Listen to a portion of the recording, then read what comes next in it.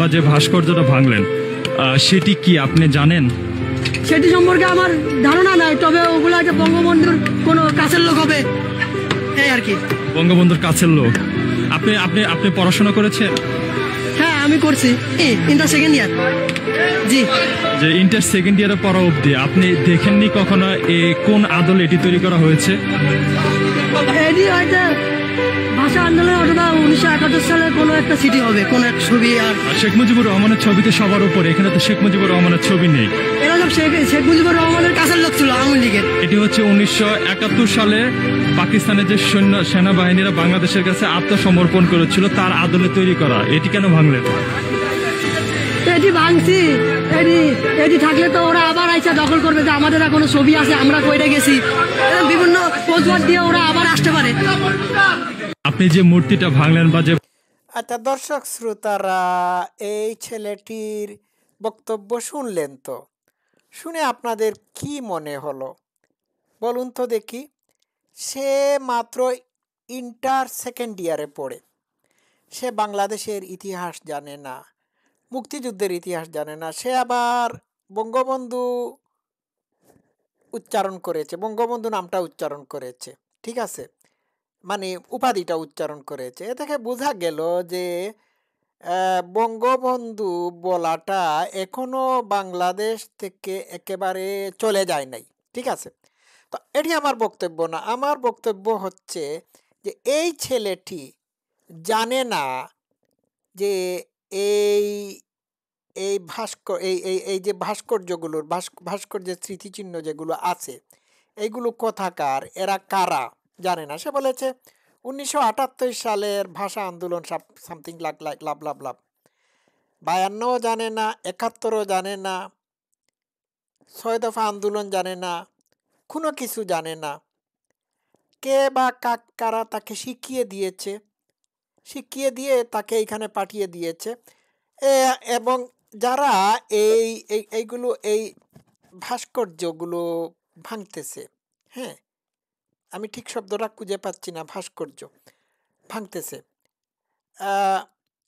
তারা খুব কম বয়সী ছেলে পেলে, এর বয়স তো খুব কম। এই দেখুন একটা ছোট ছেলে, 13 কিংবা 14 বছর হবে।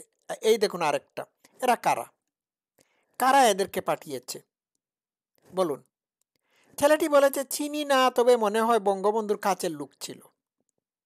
অথচ এটি হচ্ছে 1971 সালে পাক হানাদার বাহিনীর আত্মসমর্পণের একটি স্মৃতিচিহ্ন মাত্র, ঠিক আছে। তো তবে চিনি না, তবে মনে হয় বঙ্গবন্ধুর কাছের মানুষ। ভাঙ্গার কারণ কি? ভাঙ্গার কারণ হলো যে যদি এরা আবার ফিরে এসে দখল করে নেয়। কারা ফিরে এসে দখল করে নেবে বাবা?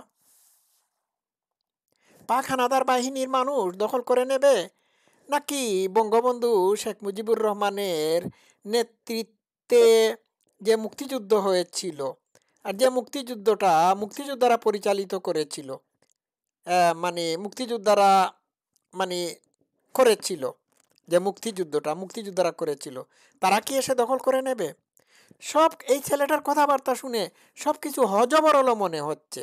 আর একটু প্লে করি, তারপর মূল আলোচনায় আসবো। Let's play. ভাস্কর্যটা ভাঙলেন সেটি কি আপনি জানেন?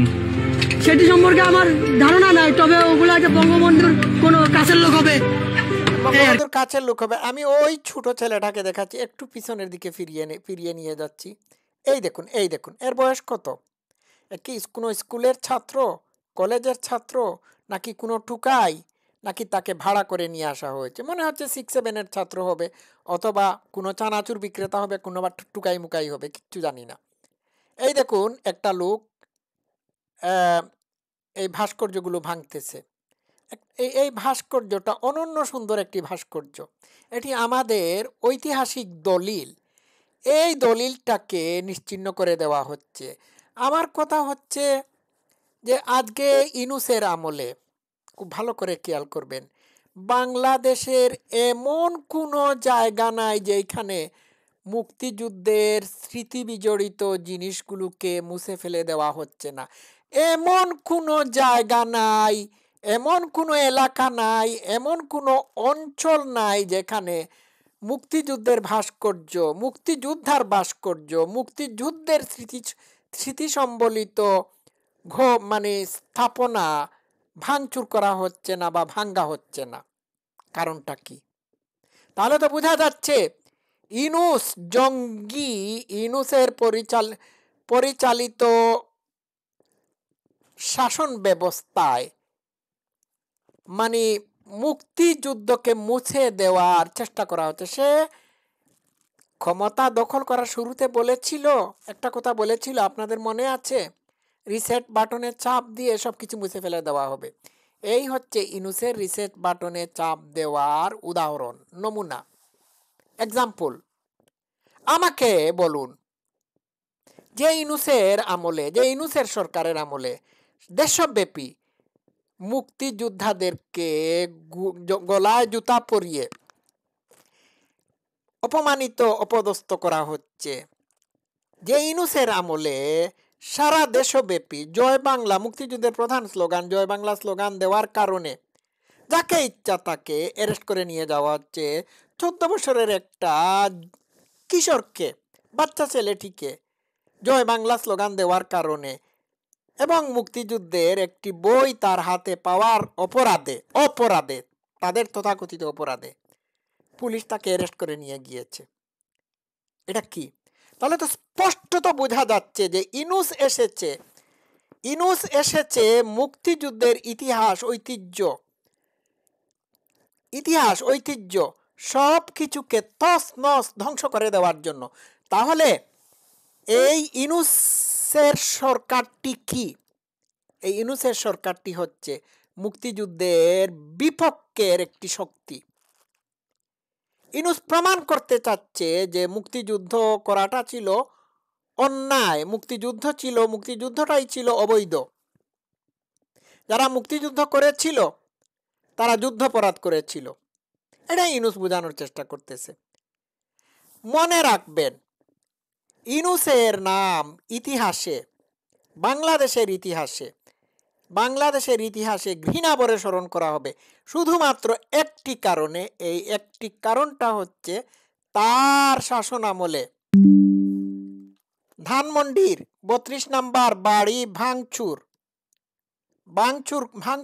করা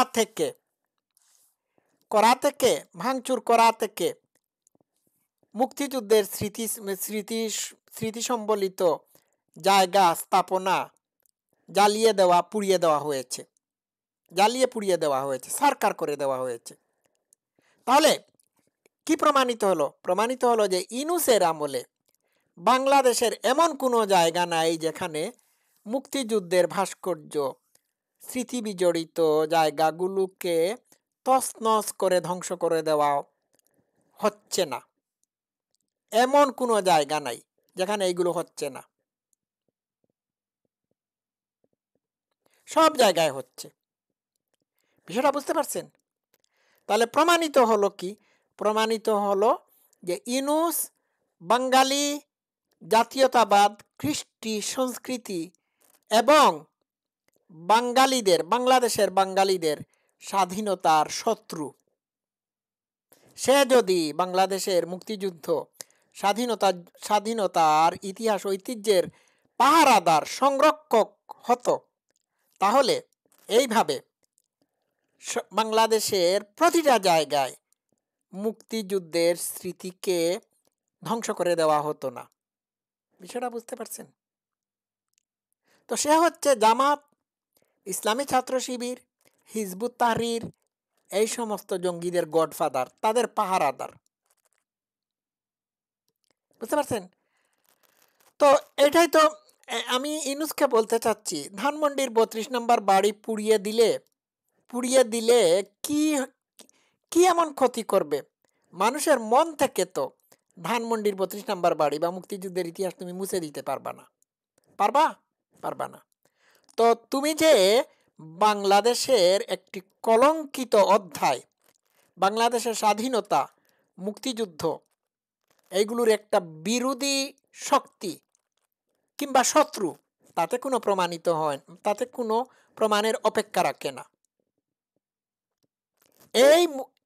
এই ইউনূসকে যদি আপনারা নেক্সট টাইম জাতীয় স্মৃতিসৌধে কিংবা শহীদ মিনারে গিয়ে পুষ্পস্তবক অর্পণ করতে দেখেন, তাহলে তাকে তাপিটা করে বের করবেন, বিদায় করে দেবেন। এদেরকে পাঠানো হয়েছে, টাকা পয়সা দিয়ে পাঠানো হয়েছে মুক্তিযুদ্ধের মানে এই স্মৃতি সম্বলিত ভাস্কর্যগুলোকে ভাঙ্গার জন্য। এই ৭১-এর পরাজিত শক্তিরা তারা যে বাংলাদেশের মুক্তিযোদ্ধাদের কাছে পরাজয় বরণ করে যে মানে অস্ত্র সমর্পণ করেছিল, অস্ত্র হস্তান্তর করেছিল, সেই স্মৃতি বিজড়িত চিহ্নগুলো তারা দেখতে চায় না। এই ছোট ছেলে, এই যে ছোট একটা বাচ্চা, সে মুক্তিযুদ্ধের কি বুঝে বলুন তো দেখি? তাকে দিয়ে এই কাজটি করানো হচ্ছে। এরাও জানে না মুক্তিযুদ্ধ কি, কাদের ভাস্কর্য ভাঙছে তাও জানে না, এদেরকে পাঠানো হয়েছে। তো এইভাবে সারা বাংলাদেশে ইউনূস মুক্তিযুদ্ধের স্মৃতি সম্বলিত জিনিসগুলো কিংবা ভাস্কর্যগুলোকে ভাঙচুর করাচ্ছে। এই অসুর মুক্তিযুদ্ধের অপশক্তি হলো এই ইউনূস। আর কি প্রমাণের কোনো কিছু বাকি থাকে? এমন একটা জায়গা দেখান যে জায়গায় ইউনূসের গিরা মুক্তিযুদ্ধের স্মৃতি সম্বলিত স্থাপনাগুলোর উপর হাত দেয় নাই। দেখান তো, ইউনূস কি প্রতিরোধ করতেছে না।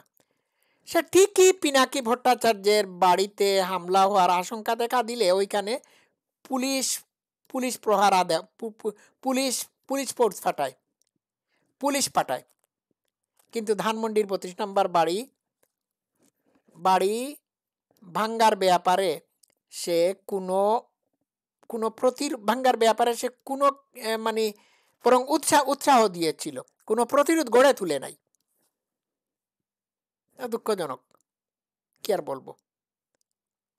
তো একটা জিনিস মনে রাখবেন, সারা বাংলাদেশে যখন ইউনূসের তত্ত্বাবধানে মুক্তিযুদ্ধের উপর আঘাত আনা হচ্ছে, তখন বুঝতে হবে ইউনূস মুক্তিযুদ্ধ, স্বাধীনতা, বাঙালি কালচার, কৃষ্টি, ইতিহাস, ঐতিহ্যের বিরুদ্ধে একটি অপশক্তি।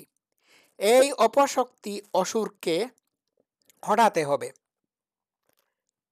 আজকের শাটডাউন পালন করুন, ইউনূস হটান। আমি আবার একটা কথা বলি, আওয়ামী লীগ লকডাউন করে রাজনীতির কৌশল দেখিয়েছে। তাদের লকডাউন করে আওয়ামী লীগ এটি প্রমাণ করেছে যে তাদের রাস্তায় নামার দরকার নাই। তারা জাস্ট মানুষজনকে আহ্বান করেছে, আপনারা ঘরে থাকবেন, ঘর থেকে বের হবেন না। মানুষ তাদের ডাকে সাড়া দিয়ে ঘর থেকে বের হয় নাই। আর ওই ইউনূসের লাঠিয়াল বাহিনী রাস্তায় নেমে আওয়ামী লীগের নেতাকর্মীদেরকে খুঁজে বের করার চেষ্টা করেছে। এটা তো লকডাউন, এটা তো হরতাল না যে আওয়ামী লীগের মানুষ রাস্তায় নেমে মিছিল মিটিং করবে। লকডাউন মানে লকডাউন। এইবার শাটডাউন করা হচ্ছে সারা বাংলাদেশে। আপনারা শাটডাউন পালন করুন আর ইউনূসকে উষ্টা মেরে এই বাচ্চাকে ক্ষমতাচ্যুত করুন। এটা অসুর। সবাই ভালো থাকবেন। Love you all.